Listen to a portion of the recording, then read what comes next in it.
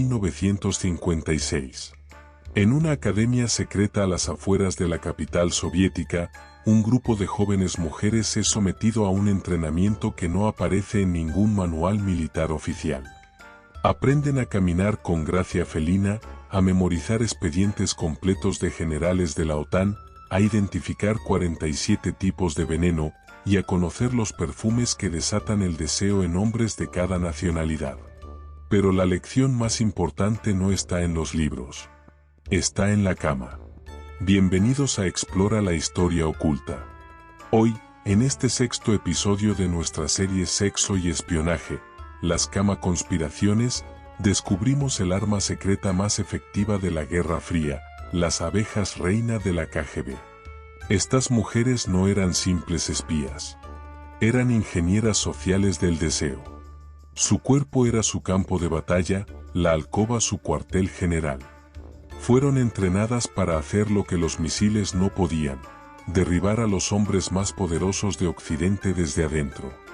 Y lo lograron. Muchas veces. Capítulo 1. La fábrica de abejas. El programa se llamaba oficialmente Agentes de Influencia Especial, pero en los pasillos de Lubyanka, la sede de la KGB en Moscú, las llamaban Pecholki, las abejitas. No era un apodo casual. Como las abejas, estas mujeres tenían una reina, una misión y una picadura letal. El reclutamiento era meticuloso. No bastaba con ser hermosa. La KGB buscaba inteligencia, estabilidad emocional, lealtad férrea al partido y una capacidad casi patológica para disociar el sexo del sentimiento. Las candidatas eran seleccionadas de universidades, conservatorios de ballet y escuelas de idiomas. Las preferidas, las que ya habían sufrido pérdidas por la guerra, huérfanas de padres caídos en combate, entrenables en el odio hacia Occidente. Llegaban a academias como la Escuela 101, un edificio sin nombre donde los manuales de entrenamiento desclasificados tras la caída de la URSS o describen un currículum que mezcla lo académico con lo íntimo. Manual de seducción avanzada, lecciones desclasificadas. Farmacología erótica, cómo disolver sedantes en champán sin alterar su sabor. Detección de perversiones, identificar en 30 minutos si un objetivo es vulnerable a escenarios sadomasoquistas, fetichista de pies o fijación maternal. Técnicas de distanciamiento emocional, el método del espejo, verse a sí misma en el acto sexual como si fuera otra persona, para no desarrollar apego. Control de la eyaculación masculina, para prolongar el contacto y extraer información en momentos de máxima vulnerabilidad postorgásmica. El perfume como arma, cargar la ropa con feromonas específicas antes de cada encuentro. Una de las manualistas más famosas, la coronel Svetlana Kozlova, declararía años después en una entrevista a la BBC, nos enseñaron que una mujer desnuda puede lograr más que un ejército con tanques. El placer es el mejor sedante para la vigilancia. Un hombre que acaba de tener un orgasmo no piensa en secretos de Estado. Piensa en dormir. Capítulo 2. Las técnicas, el arsenal íntimo. Los manuales desclasificados en los años 90 describen técnicas específicas que parecen sacadas de un tratado de alquimia erótica. La bañera de Budapest. Un agente debía hacer que su objetivo se sintiera seguro en un entorno de lujo y confianza, un hotel de 5 estrellas, una suite en París para luego, tras el acto, iniciar una conversación casual sobre problemas de trabajo. Los agentes soviéticos llamaban a este momento la hora del helado, el instante después del sexo donde el hombre está más relajado y locuaz. El protocolo de la dama de honor. Si el objetivo estaba casado, la agente debía hacerse amiga de la esposa primero. Así, cualquier acercamiento posterior parecería fraternal, no peligroso. El método de la fotografía comprometedora. La KGB perfeccionó el arte de fotografiar a sus agentes en el acto sin que el objetivo lo supiera. Cámaras ocultas en lámparas, espejos, y en los años 70, en minúsculos dispositivos ocultos en broches o joyas. Los 6 pasos del enamoramiento, según un documento de 1962. La casualidad, el encuentro debe parecer fortuito, un bar, un museo, una conferencia. La admiración intelectual, interés genuino por su trabajo, preguntas inteligentes que halaguen su ego. La vulnerabilidad femenina, una historia triste de un padre perdido en la guerra, una infancia difícil que despierte su instinto protector. El primer contacto físico, un roce de manos al pasar el café, un ajuste de su corbata. Inocente pero calculado.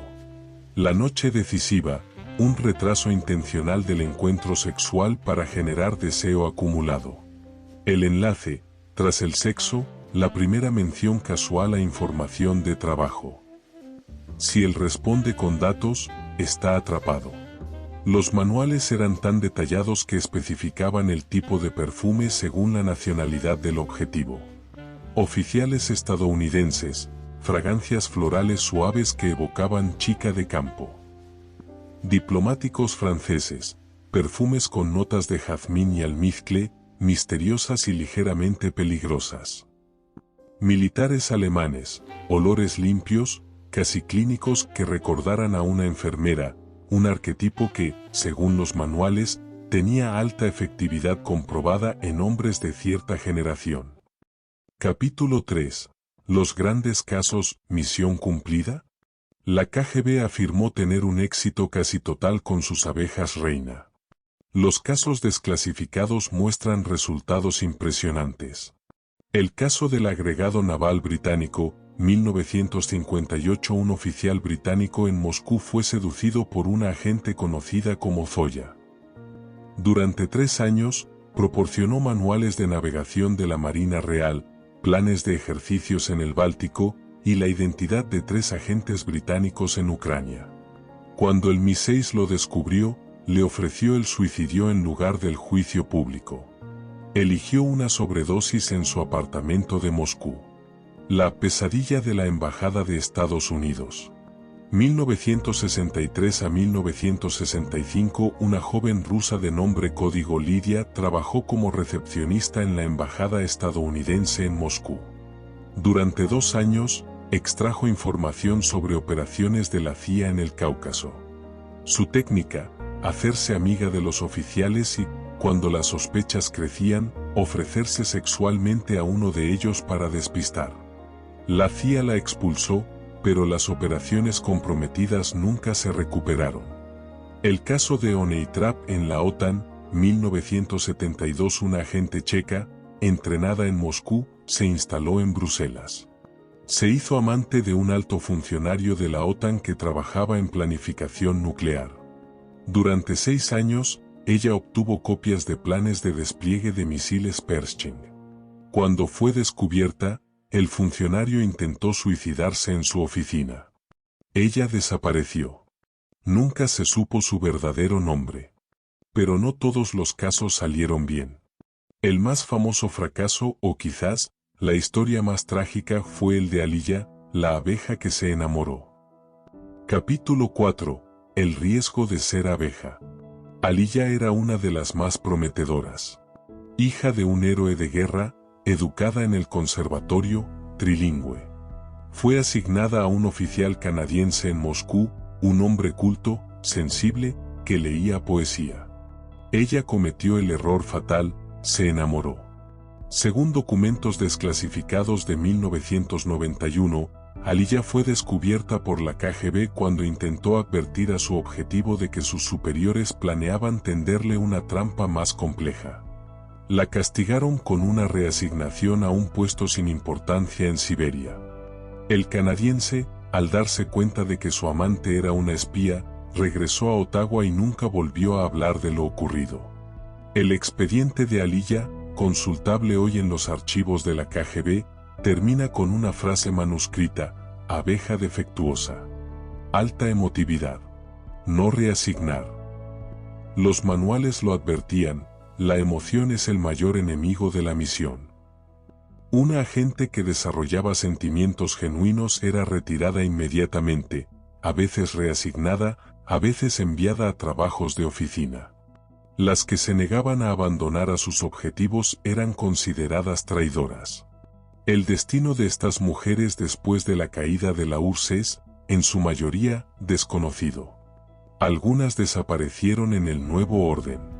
Otras recibieron pensiones miserables.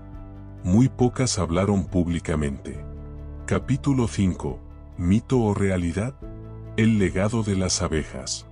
Tras la desclasificación parcial de los archivos en los años 90, surgió un debate sobre la efectividad real de las abejas reina. Algunos historiadores occidentales sostienen que la KGB exageró sus éxitos para alimentar la leyenda. Otros, como la historiadora Cristina Spohr, señalan que incluso si solo una cuarta parte de los casos documentados fue real, el impacto psicológico en Occidente fue enorme. Porque, en realidad, la mayor victoria de las abejas reina no fue la información que obtuvieron. Fue el miedo que sembraron. Las agencias de inteligencia occidentales dedicaron recursos descomunales a desenmascarar a las espías sexuales soviéticas. Se crearon protocolos para vetar a ciudadanas soviéticas en embajadas, se impartieron cursos a diplomáticos sobre cómo resistir el acercamiento femenino, y se financiaron novelas y películas que amplificaron la leyenda. En Occidente, la figura de la espía soviética se convirtió en un arquetipo de la Guerra Fría, la mujer fatal que ofrecía placer a cambio de secretos. Un mito que, irónicamente, la KGB cultivó con esmero. Porque mientras los servicios secretos occidentales perseguían fantasmas de mujeres fatales, los verdaderos espías soviéticos, hombres de mediana edad con maletines, seguían operando sin ser detectados. El precio de ser abeja. Las abejas reina de la KGB fueron un fenómeno único en la historia del espionaje. Ni antes ni después se institucionalizó de manera tan sistemática el uso del cuerpo femenino como arma geopolítica. Fueron víctimas y verdugas. Instrumentos de un Estado que las usaba y las desechaba. Pero también mujeres que, en algunos casos, demostraron un control sobre los hombres más poderosos de su tiempo que ningún general podría haber soñado. Hoy, sus historias permanecen en archivos polvorientos, en entrevistas ocasionalmente concedidas a periodistas occidentales, en los recuerdos borrosos de espías jubilados. Pero su legado es claro, demostraron que, en el juego del poder, a veces el arma más peligrosa no es una bomba, sino un cuerpo entrenado en el arte de hacer que un hombre confíe demasiado, hable demasiado y ame demasiado. Y que para el Estado soviético, como para tantas estructuras de poder a lo largo de la historia, el cuerpo de la mujer fue un campo de batalla más. Próximo episodio. Fetiches imperiales. Episodio 1. El fetiche de los pies en China antigua, los lotus dorados. Hombres coleccionaban zapatos de pies vendados y los solían durante reuniones.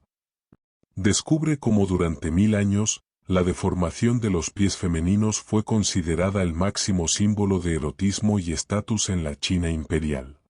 ¿Por qué los hombres se obsesionaban con pies de apenas 7 centímetros? ¿Cómo una práctica que dejaba a las mujeres lisiadas se convirtió en un fetiche de élite? Suscríbete y activa la campana. No te pierdas nuestra nueva serie sobre los fetichismos que definieron imperios. Comparte este vídeo con alguien que ame los secretos de la Guerra Fría.